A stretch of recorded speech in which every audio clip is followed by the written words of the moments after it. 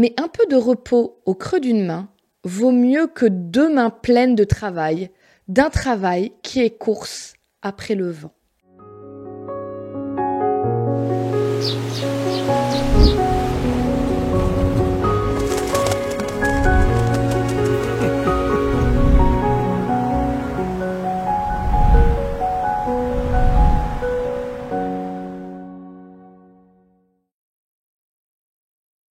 Aujourd'hui, je voudrais te proposer 2 portraits.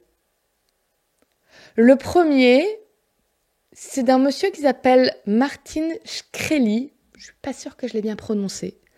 Tu connais peut-être pas son nom, mais peut-être sa tête parce qu'elle a beaucoup circulé sur les réseaux sociaux.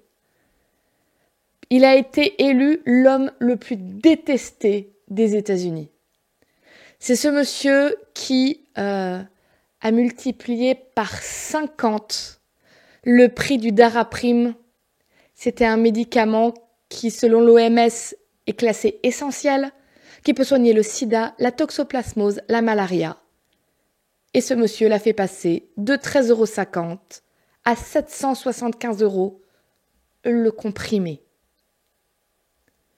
Il a magouillé de partout et il a été donc élu l'homme le plus détesté des États-Unis parce qu'en plus, quand des associations et même des tribunaux ont essayé de l'attaquer, il était, il avait vraiment un visage arrogant et il exprimait qu'il n'en avait rien à faire des gens, que lui, son travail, c'était de faire gagner de l'argent à des gens importants.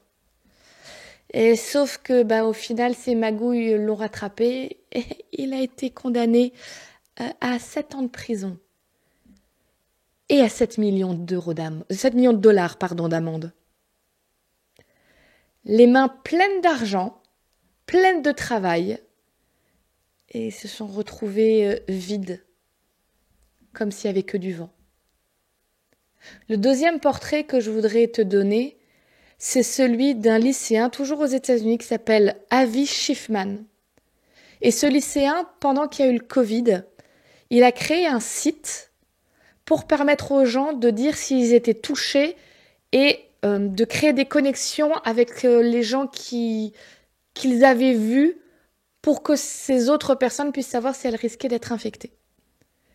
Il y a une entreprise qui lui a proposé de racheter son site pour 8 millions de dollars. Et Avi, il a refusé pour 2 raisons. Il a dit, à 17 ans, je ne sais pas ce que je ferai de autant d'argent. Deuxième chose, la vie des gens, ça ne s'achète pas. Les mains vides d'argent,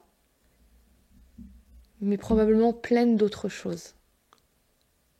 Je ne sais pas si tu te sens les mains vides ou les mains pleines, en tout cas en ce qui concerne l'argent. Je ne peux te dire qu'une seule chose. Dieu te propose que tes mains soient pleines de son repos et de son amour.